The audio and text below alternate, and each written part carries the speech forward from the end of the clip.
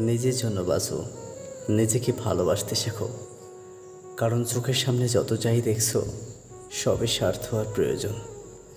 স্বার্থ ফুরিয়ে গেলে কেউ পাশে থাকে না, স্বার্থ ফুরিয়ে গেলে কেউ ভালোবাসে না। স্বার্থ ফুরিয়ে গেলে সবাই দূরে চলে যায়, অনেক দূরে চলে যায়। কাউকে খুব বেশি ভালোবাসবে, সে তোমাকে ছেড়ে অনেক দূরে চলে যাবে। কাউকে খুব বেশি গুরুত্ব দেবে, সে তোমাকে নিয়ে অবহেলা করবে, তোমার সাথে খেলা করবে।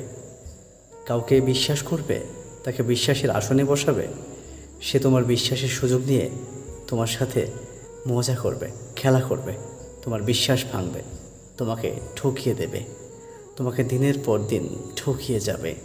পৃথিবীতে যদি ঠকে যাওয়া মানুষের তালিকা করা হয়, তাহলে তাদের নামই আগে আসে যারা অপরকে বিশ্বাস করেছিল, যারা অপরের প্রতি নির্ভরশীল ছিল।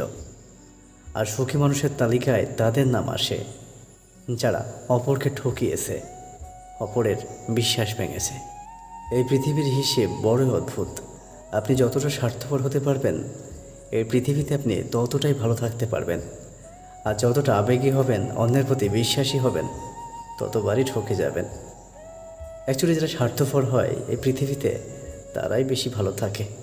যারা বিশ্বাসী হয় তারা আজীবন ঠকে যায়, আজীবন গুমড়ে মরে। আপনি কারোর প্রতি ভালোবাসা রেখেছেন, কাউকে ভালোবাসেন, কারোর জন্য চিন্তা করেন, কারোর জন্য দুঃখ পান, কষ্ট পান, তার জন্য আপনার মায়া জমে আছে, তার জন্য আপনার বারংবার মন ছটফট করে। অথচ হিসেব করলে দেখা যাবে সেই মানুষটা আপনাকে তার মনের এক কোণেও রাখেনি। আপনি তার জন্য বৃথায় চিন্তা করছেন, বৃথায় আপনার ভালোবাসাটাকে জাগাচ্ছেন। আপনাকে আবেগেও হতে হবে না, স্বার্থপর হতে হবে না, কোনো কিছুই হতে হবে না। বরং আপনি নিজেকে ভালোবাসতে শিখুন, নিজেকে ভালোবাসতে শিখুন। কারণ আপনি আপনার ছাড়া আর কেউ নেই। আপনি আপনাকেই ভালোবাসুন। ভালো থাকবেন।